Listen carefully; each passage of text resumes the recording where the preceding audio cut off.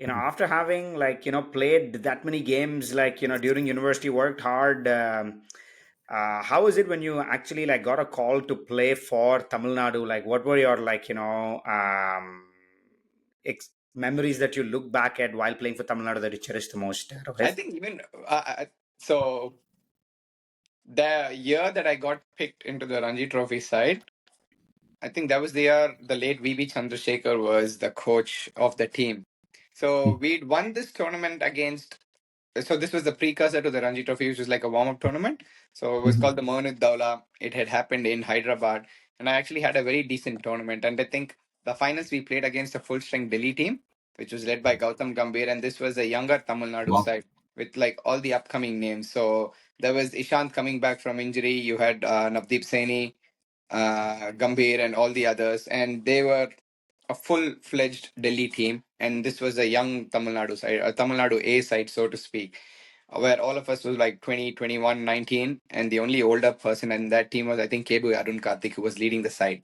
Mhm. So we ended up winning that tournament, causing an upset. We beat Delhi in the finals.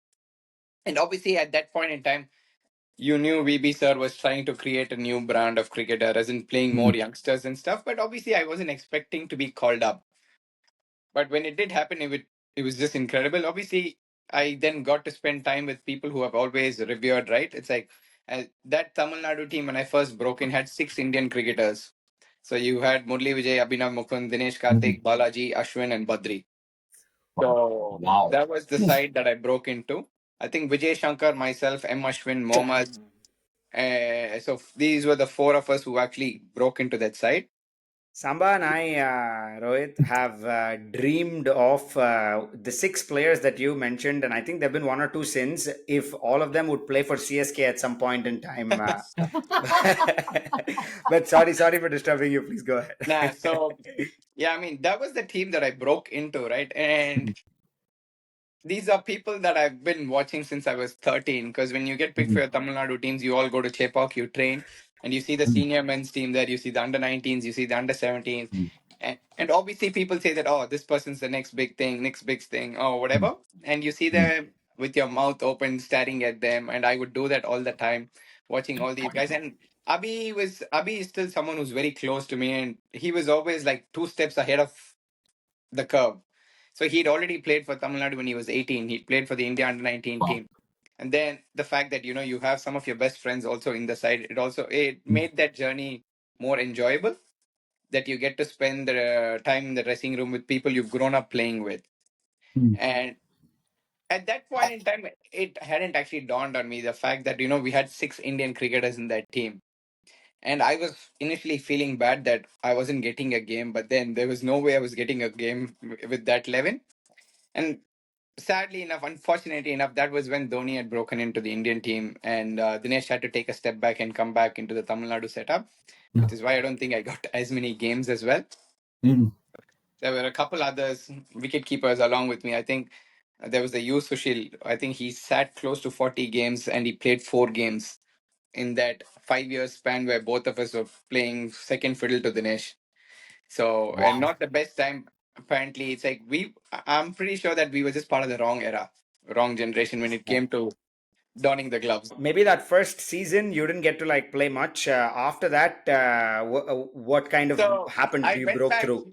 You would play for the Tamil Nadu A team, right? So, which is basically Mm. under 23s, under 25s.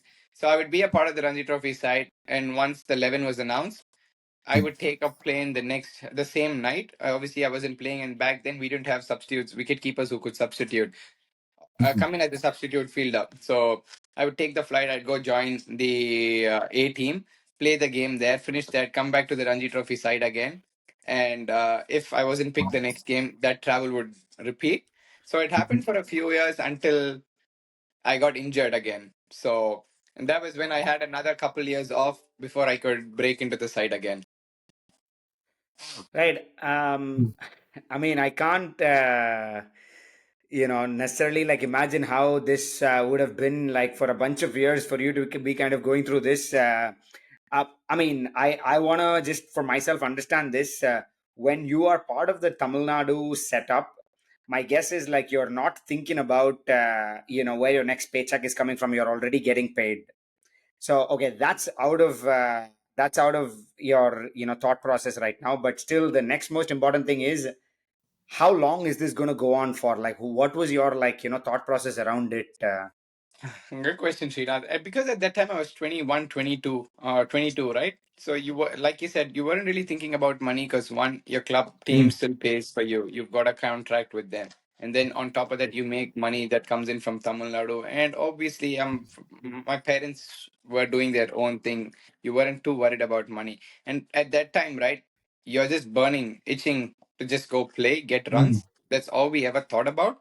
So it's like when you're back at the hotel and stuff, thinking, okay, what am I doing next?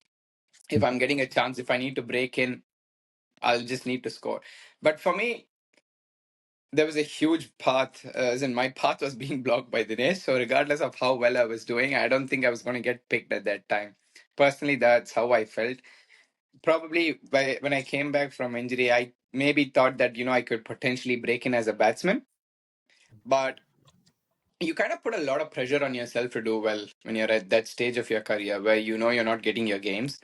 But there are other openings that you could potentially vie for. Mm. So Yeah. there was, as cricketers in India, I think you tend to put a lot of pressure on yourself regardless because you have such high expectations for yourself, right? Mm. And with that, I think that was something that I could feel that I was doing, putting pressure on myself to get runs. And obviously, with every failure, it kind of felt like it was a huge blow, like someone was punching you in your gut. And then you go Mm.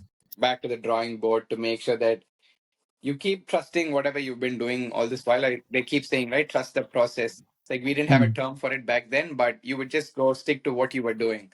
Because if it's gotten you somewhere, you've got to trust it to make sure that it works and it gets you to the next stage as well. I think it was something along those lines where, yeah, I'm not getting picked. So what else can I do now? So it's about if Mm. you knock on the door, they don't actually open, you just barge. So it's something like that. Did Wait. you Oh, have sorry. a relationship at this point with Dinesh Karthik yourself, Rohit? Like, how was that dynamic like at that point? I think growing up, it's like when it came to wicket keeping, I think Dinesh was the most stylish keeper at that point in time. Because you would see Nayan Mongia, who was an aesthetically the most pleasing wicket keeper that India has had. And after Mongia, you had a few. So you had Deep Das Gupta, Sabah Karim, MSK Prasad. yeah, MSK Prasad, and then you had Parthav as well. I don't think Parthav was Atop. the most agile keeper. He was more known for his batting prowess. Yep. So when Dinesh made it, and like I said, because I'd seen all these people keep in the nets next to me and stuff, he was someone who I always looked up to.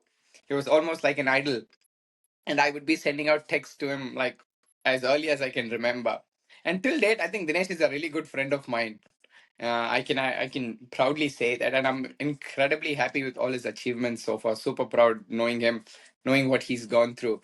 But yeah, I mean, you don't really despise that person, right? If they're better than you at something, you've just got to give them credits for it and try and make sure that you actually go up to their level. That's the best part of playing sport. When you know someone's better, you always use them as an anchor so that it improves your level. It actually makes you a better player, right? You don't look at them and feel like, oh shit, if he wasn't there, I could play. It's like you don't want to go in by default. No athlete ever wants that. If you know an athlete, they're going to be super competitive and they want to make sure that they're the absolute best at what they're doing. So it was always a case of, okay, how much better can I be? How close can I get to him? So it was always something along those lines.